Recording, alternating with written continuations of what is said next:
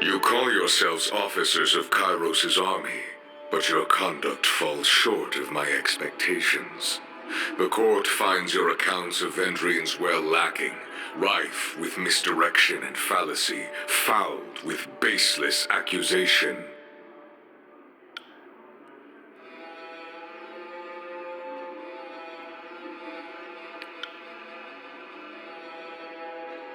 Silence. The contradictions in your statements will be examined, and falsities threshed from truths.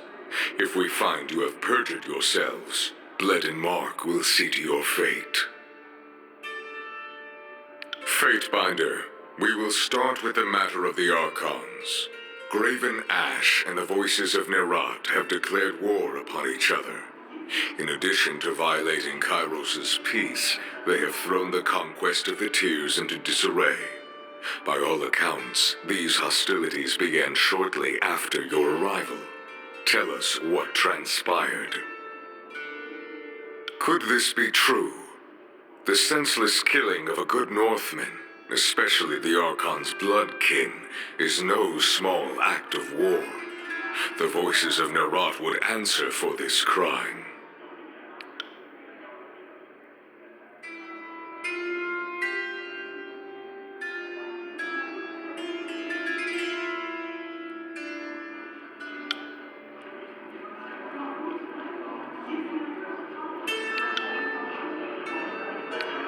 The Fatebinder presents testimony.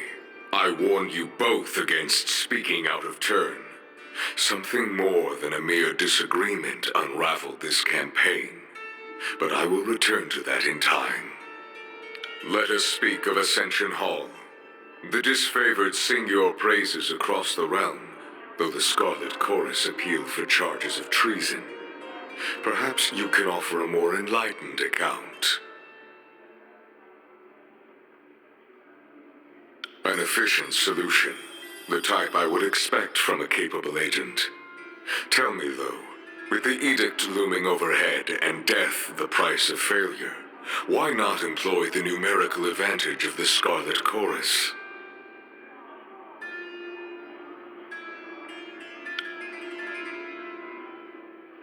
I will consider this testimony at length. The court thanks you for it. Is there anything you wish to add at this time? Your testimony is accepted by the court. The statements of our guests raise questions in my mind. There is much about this campaign that has caused me to wonder. A shipment of iron weapons was short on arrival. Where coveted iron is concerned, I don't believe it to be a clerical error. One of my agents recovered this seal in Echo Call. It belongs to a merchant collective. Lethian's Crossing is teeming with their kind. If you would root out treachery, I would advise starting there. Petitioners, leave us. I would have a private audience with the Fatebinder. Right.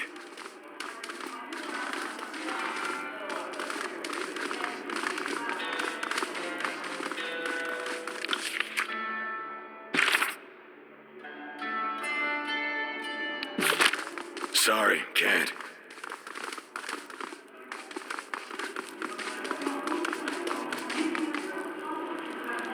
This civil war, this feud, is an insult to Kairos' peace. It should not have taken the better part of a year to silence the last vestiges of the Oathbreakers. Our allies squabble while our enemies regroup. It falls upon the court to measure the extent of the damage, and to execute the agents of disorder. I suspect that treachery, negligence, disunity, and greed have infected one or both of our esteemed allies. Until you are instructed otherwise, this matter is the court's primary focus. Graven Ash and the Voices of Nerat must be examined in close detail. You are charged with observing the Archons and presenting your case that one of them has wrought chaos and disorder upon the Tears. As always, you will be held accountable for what you do in the court's name, but you are free to conduct your investigation in the manner of your choosing. You must expect lies, misdirection, and manipulation. Suffer not such obstructions of justice. The disfavored seem the logical first step in your inquiry. The Legion holds you in some esteem. Engraven Ash has shown deference to the court in times past. No doubt the disfavored will be rife with accusations and evidence against the voices of Nerat. Graven Ash is a noble man, but never underestimate his capacity for deception. A wise general succeeds by knowing when to be unreadable to the enemy. You should, of course, speak with the Scarlet Chorus and gather their testimony, but it stands to reason that most in the chorus would sooner brag about a pauldron fashioned from your skull than entertain your questions. Do not regret killing the rabble that impede your investigation. They will be easily replaced. Your fellow Fatebinders have been busy acting as my eyes and ears. I have a few leads for you to follow. You should, of course, speak with your brothers and sisters of the court if you need further counsel. Though the disfavored were triumphant in the Blade Grave, I understand that their troubles within the region are unfinished. Talk to the disfavored commanders serving in the Blade Grave. Perhaps they can shine some light on the origins of this feud. The Oathbreakers were reported to be using iron armaments, more than they might acquire from looting what few disfavored they killed. Any iron in the tiers not rusted through was made by forge-bound hands in Lethian's Crossing. Between craftsman and quartermaster, someone let iron fall into enemy hands. Investigate this matter and bring the thieves to justice. There is a final matter to discuss. A sensitive topic. In spite of the many shortcomings at Vendrian's Well, you managed to make a name for yourself. You proclaimed an Edict of Kairos, resolved its demanding conditions, and ascended the mountain spire. Any one of these feats would be worthy of recognition by the highest authority. You managed to accomplish 3.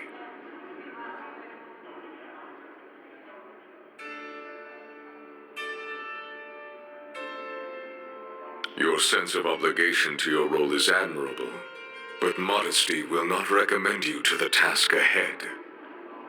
Whether by design or by accident, you have captured the attention of Kairos' army and the local tiersmen alike. This is no small opportunity, and the court charges you with exploiting your new standing to its fullest potential. You have a title in our hierarchy. However, it's a little-known secret that one's standing in the world is determined by their infamy, their deeds, and how they come to be known. Mind this notion as you bring justice to this lawless frontier. There may come a time when your deeds speak for you louder than any title. Whatever you did to capture the attention of the masses at Vendrian's Well, I would encourage you to do so again. Good. It falls to us to set a new standard for these southern barbarians. You are dismissed. Should the court have need of your presence, you will receive word. Go forth and do my bidding, and bring glory and honor to the tiers in Kairos' name.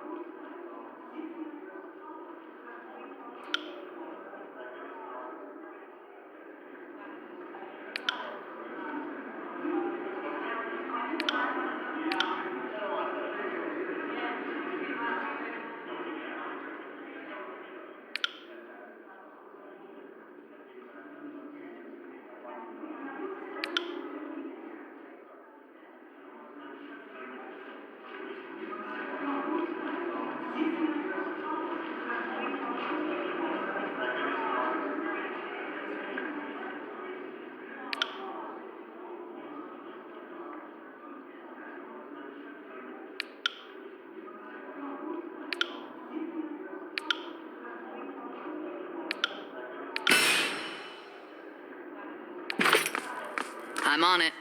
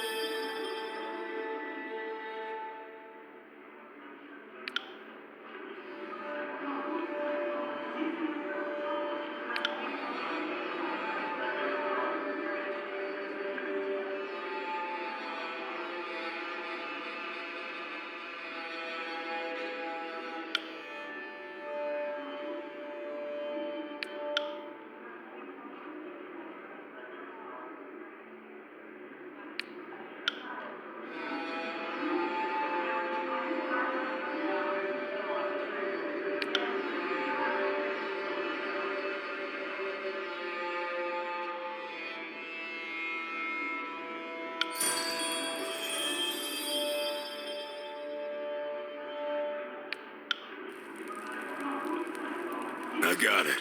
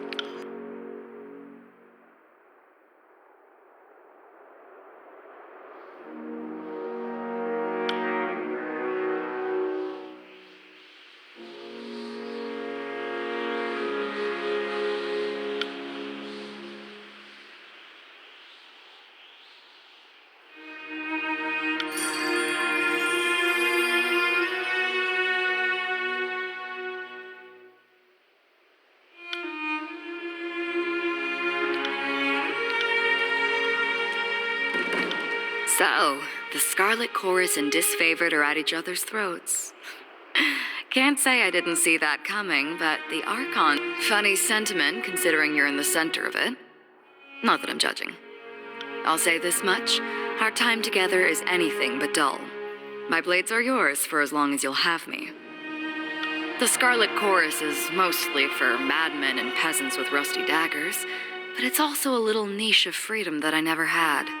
Once I survived training and met my Scarlet Fury sisters, I saw a different side of the howling mob. For new recruits shoved to the front lines, training means surviving the first battle. Anything beyond that is for the fighters who show potential, whether as blade dancers or arcane madmen. There's nothing in the world like getting put through the paces as a Scarlet Fury.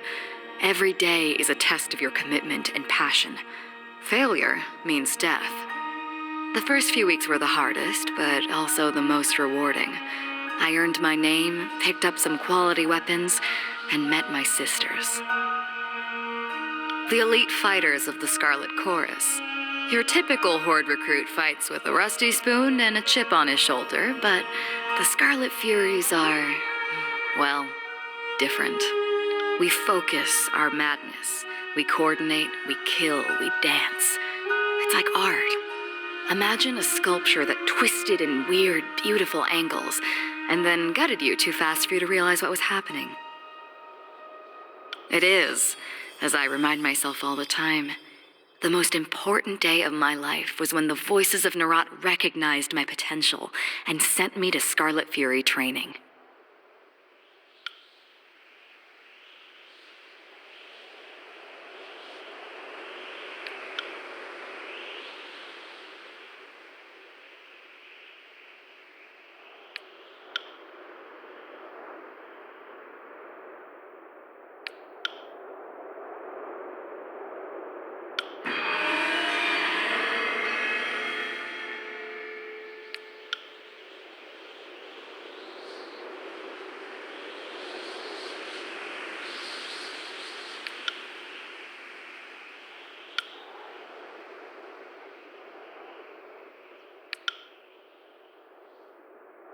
What do you need to know?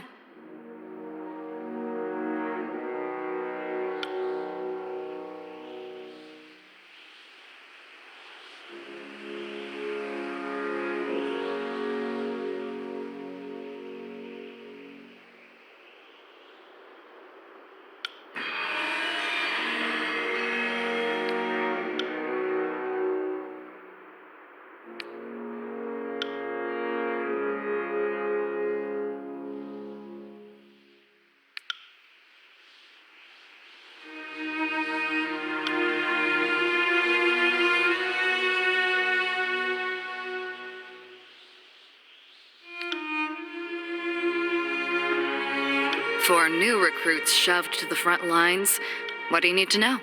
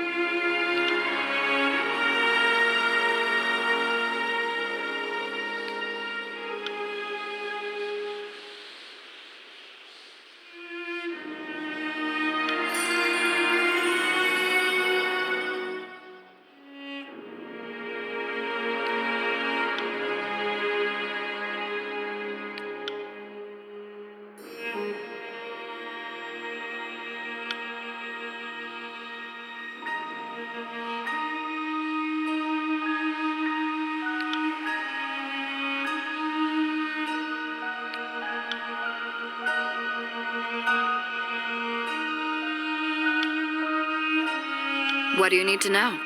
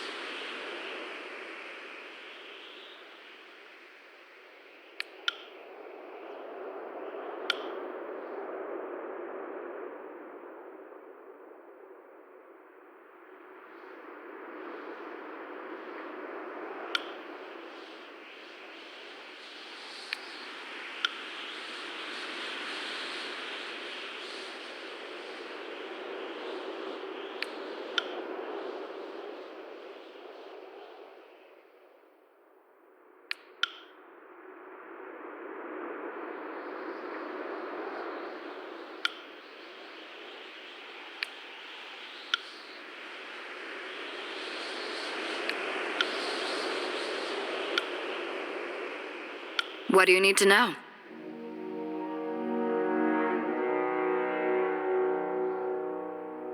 Do you now? Call me intrigued. You already know that I memorized the moves of my Scarlet Fury sisters. If it seems like a total mystery to me, I don't know how you could have arrived at any conclusions, but I'm open to ideas. If you want to split hairs over it, you could argue that I took their instincts, their reactions, but I failed to see... Wait. Are you trying to compare me to the voices of Narat? The voices of Narat is a monster. We both know that Taratus has never seen a creature more despicable than him. Never mind that he's kind of my boss.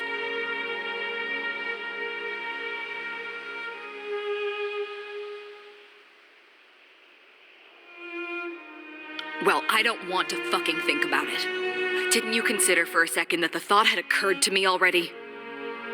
I've traveled with the chorus for years. I've seen what the voices can do, and it scares me, all right?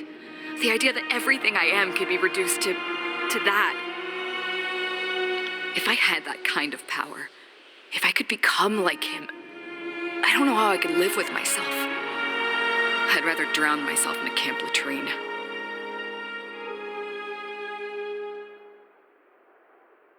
I'm sure he had the same idea when he got started. But you know what they say about power? It's usually wielded by assholes. My sisters died. You should have seen us. We were amazing together. I didn't mean to take away what made them special, but I did it all the same. And let me tell you, it felt terrible.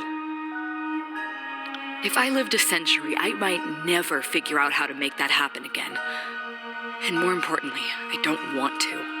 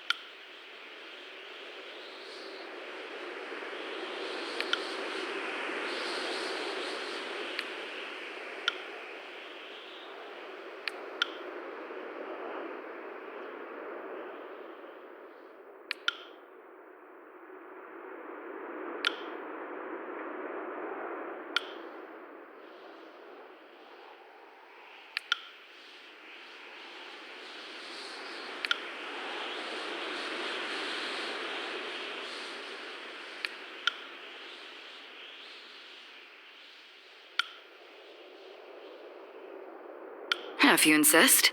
I'm a Scarlet Fury. That should raise some flags for you. It means that I'm good at killing, and more importantly, that I enjoy it. What I won't enjoy are the pleasures of funerary rites packed with weeping mourners. Someday I'll fall in battle, and then they'll roll me into a mass grave or heap me atop a shit-stained wagon. One more anonymous, knife-riddled piece of meat. Until then, I plan to take whatever I can from life and have a little fun along the way.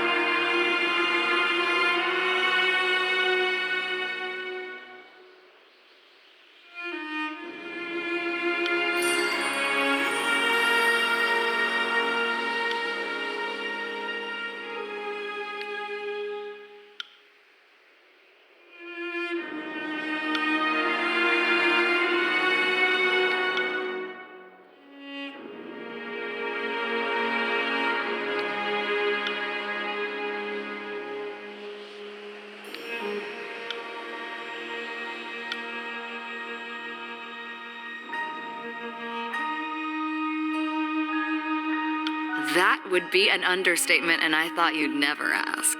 Since you're obviously at a huge disadvantage, I'll let you pick our weapon of choice. Exotic. Good choice. I'll leave you to guess which one is my dominant hand.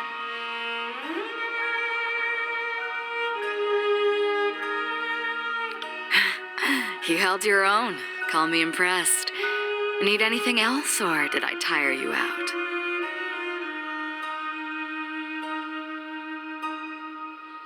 Do we have to? Look, I'm not opposed to a lively discussion of my past, but what do you need?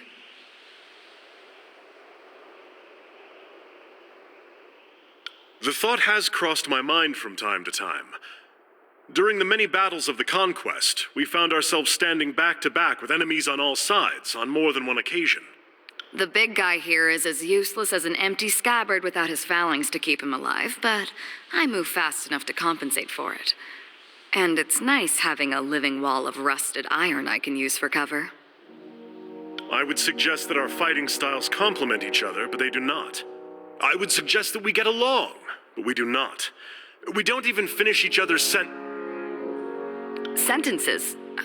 Okay, that was strange. Did you hear that? The next time I catch a whiff of Barrick's meaning, I'm keeping my mouth shut. Absolutely not. Our fighting styles are incompatible, and any disfavored lieutenant will tell you not to join at the hip soldiers who can't stomach each other. I'm inclined to agree. If you want to pair up fighters, there has to be some great passion or magnetism between them. We don't have it.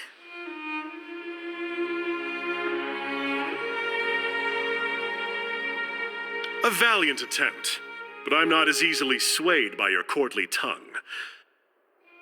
Neither am I. At least, not in this context.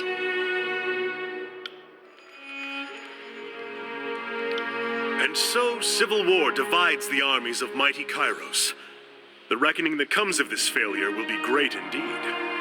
We find ourselves in the darkest times. Brothers and sisters who fought for a similar cause now skewer each other over blighted lands in the favor of distant powers. Backing the disfavored was the only logical choice.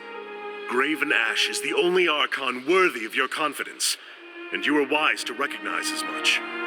Naturally, I would have done the same.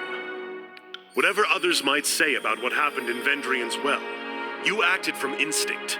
I can't help but respect that. What can I do for you?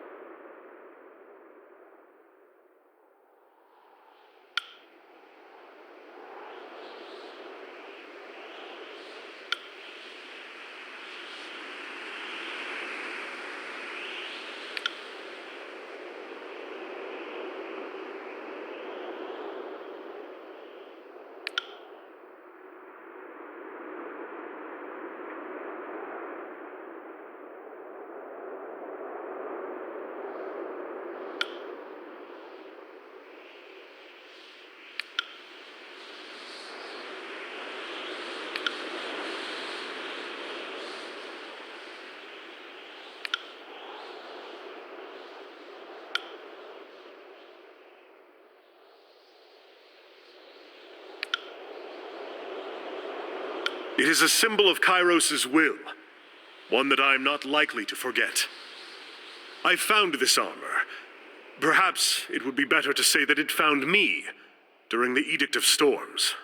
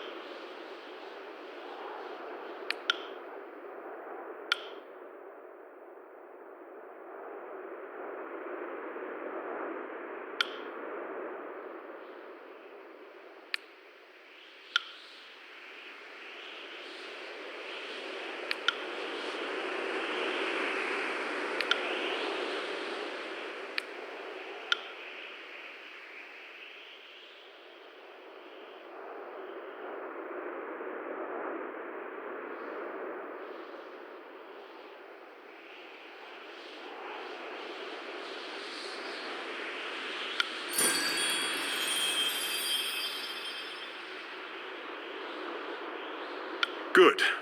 Let's move on to another matter.